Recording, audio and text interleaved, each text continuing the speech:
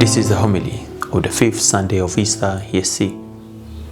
The liturgy of this fifth Sunday reminds us that the community born of Jesus Christ has at its fundamental task in the world and in history to be a living sign of God's love for all His children.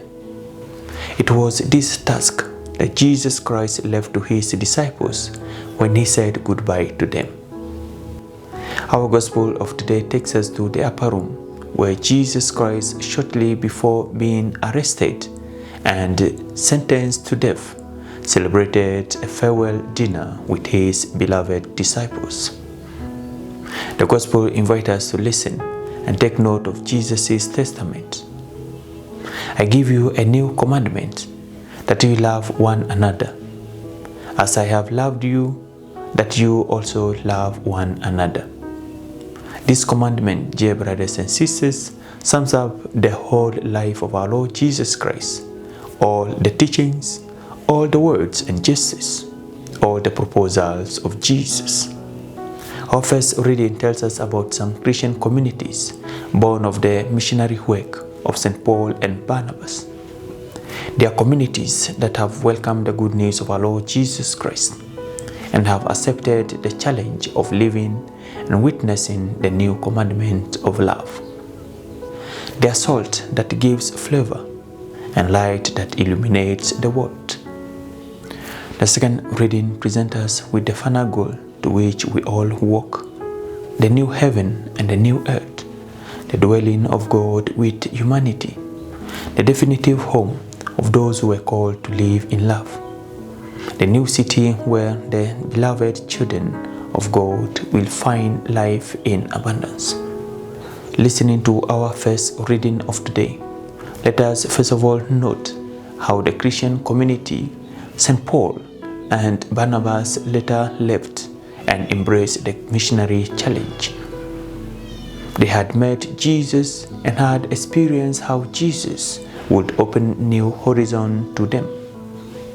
Passionate about our Lord Jesus Christ and His project of salvation, the Christian community felt the need to take this good news to all men and women so that they could also have a liberating experience similar to what they had had. In the words of St. Paul, we could see that they were convinced of their missionary task. Woe to me if I do not preach the gospel. This teaches us that if we do not want to talk about what we are passionate of, it is because we are not passionate. If we do not proclaim the risen Jesus with our words and actions, it is because Jesus has no determining place in the path we walk. As the disciples of our Lord Jesus Christ, we must be like the first Christians and say these words. We cannot speak but what we have seen and have heard.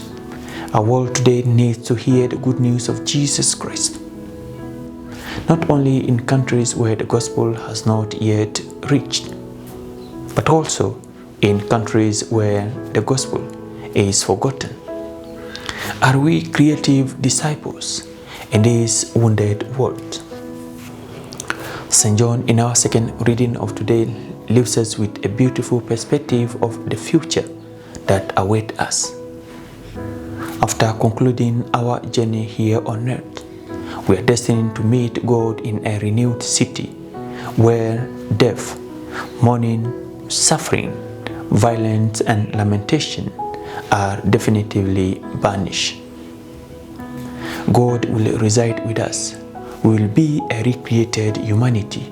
We will know the fullness of life. The wicked, the violent, and the unjust, who every day shed the blood of so many innocents, will not have a last word about our life. The reading assures us that our pilgrimage on earth will not end in failure and meaninglessness. Those who defeat the world with their selfishness will not be victorious. Does this revelation of St. John strengthen our hope and give us strength to overcome the obstacle we face every day in our Christian journey. At the decisive hour when he said goodbye to his disciples, the hour of absolute truth, the hour of putting all the cards on the table, Jesus said to his disciples, I give you a new commandment, that you love one another. His only commandment, his most decisive proposal. Since that farewell dinner, more than 2,000 years have passed. Throughout this time, the community of Jesus' disciples that walked in history was accumulating an enormous treasure of experience. This Sunday's Gospel invites us to rediscover the essence of Jesus' proposal. What is the center of our Christian community? What is the center of our Christian experience? Is our religion the religion of love? Or is it a religion of laws, requirements, external rites, observance of precepts? With what force do we impose ourselves in the world? The love that Jesus speaks of when he addresses his disciples is the love that cares, the love that promotes simple and humble services, that love that makes us not to remain indifferent in front of the sufferings of the other, that love that generates communion and fraternity. Which kind of love leads your life?